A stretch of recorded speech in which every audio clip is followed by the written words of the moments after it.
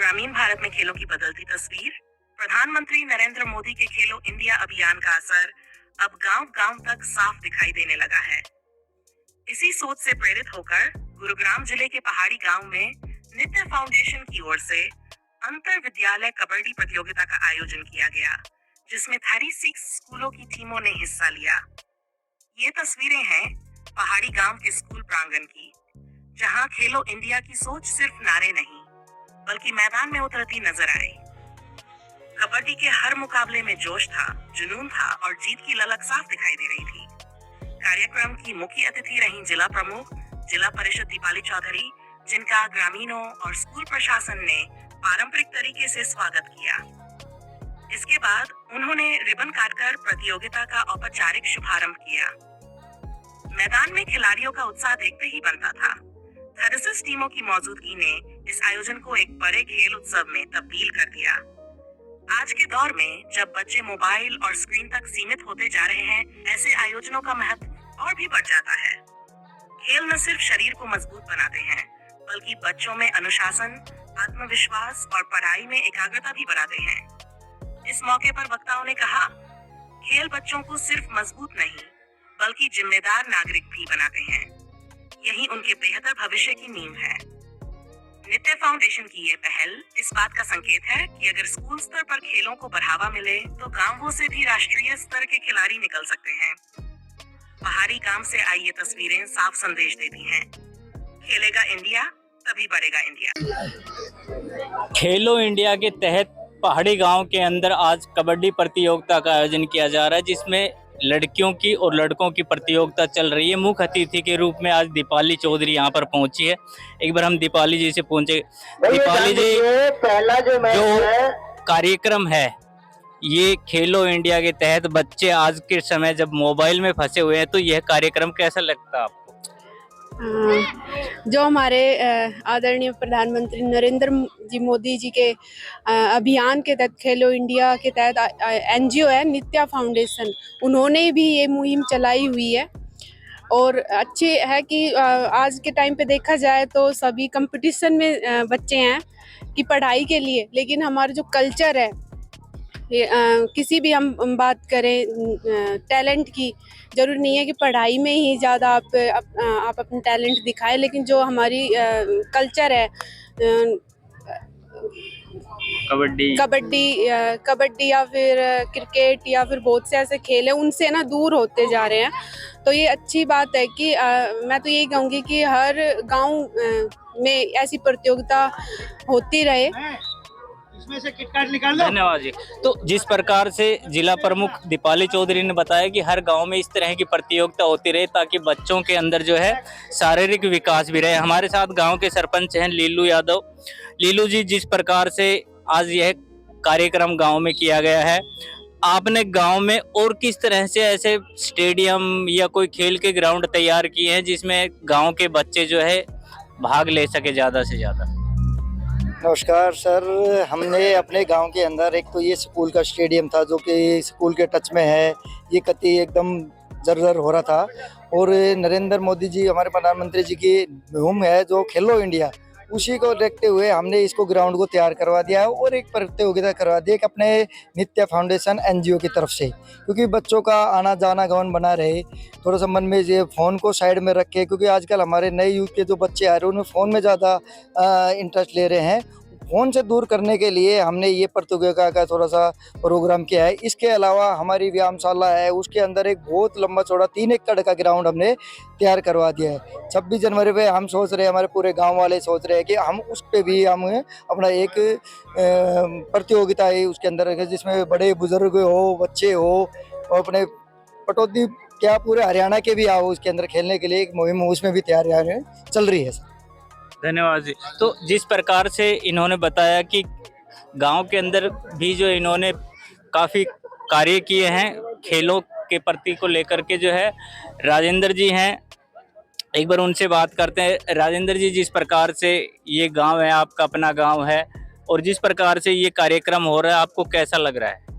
कार्यक्रम बहुत बढ़िया है और नित्या फाउंडेशन का मैं दिल की गहराइयों से आभार प्रकट करता हूं, और मेरे प्रिय सरपंच लीलू का जो इस विचारधारा में कार्य कर रहे हैं, कुछ चीज़ें ऐसी होती समाज से लुप्त हो चुकी थी और वो चीज़ें दोबारा उत्पन्न होनी ये बड़ी कठिन बात होती है। बच्चों का आज मोबाइल पर लग जाते हैं, आंगलियां काम नहीं करती, और ये एक ऐसा खेल है, इससे बॉडी की एक्सरसाइज हो जाती है और एक्सरसाइज होने से आदमी बढ़ता भी है। आज हमारे समाज में देखा होगा बच्चे 5 फुट के रह गए, और ये प्रयोगता आदरणीय मोदी जी जो लाए हैं, इससे बहुत ही मेरी विचारधारा है कि बच्चों को बहुत फायदा होगा और उनकी लंबाई भी 6 फुट जाएगी। ये मेरी विचारधारा है। और गांव ने जो कार्य किया है मैं सराहनीय करूंगा। सरपंच साहब ने बहुत ही उत्तम काम किया है और मैं सरपंच साहब को दिल की गहराइयों से दिल से लगाता हूं कि ये काम तेने बहुत उत्तम किया है। ये समाज में अच्छा संदेश जाएगा और लिल्लू को मैं बहुत बड़ा मतलब आभार प्रकट करता हूं कि इस प्रकार की योजना और नीता फाउंडेशन से मिलके इसने ये कार्य किया। मेरे पुत्र के समान है और मेरा सदैव इसके साथ आशीर्वाद रहेगा कि इस प्रकार के कार्य करेगा। मैं इसके कंधे से कंधा मिला के खड़ा हूं। जय हिंद, जय भारत। धन्यवाद जी। तो जिस प्रकार से राजेंद्र जी ने भी बताया कि जो आज के युग में जो है, क्योंकि जैन जी का जमाना है, तो बच्चे जो है मोबाइल में ज़्यादा दे रहे हैं और शारीरिक क्रिया जो है वो कम कर रहे हैं। बाबा, एक समय था आपके टाइम में जब ये कहते थे कि पढ़ोगे लिखोगे तो बनोगे नवाब और खेलोगे कूदोगे तो होगे खराब, लेकिन आज का जो युग है वो पढ़ाई के अंदर इतनी बल्कि खराब हो रहा है, शारीरिक रूप से भी खराब हो रहे हैं। और जो शारीरिक क्षमता बढ़नी चाहिए, जैसे राजेंद्र जी ने बताया कि 5 फीट के बच्चे रह गए, पहले 6-6 फीट के बच्चे होते थे।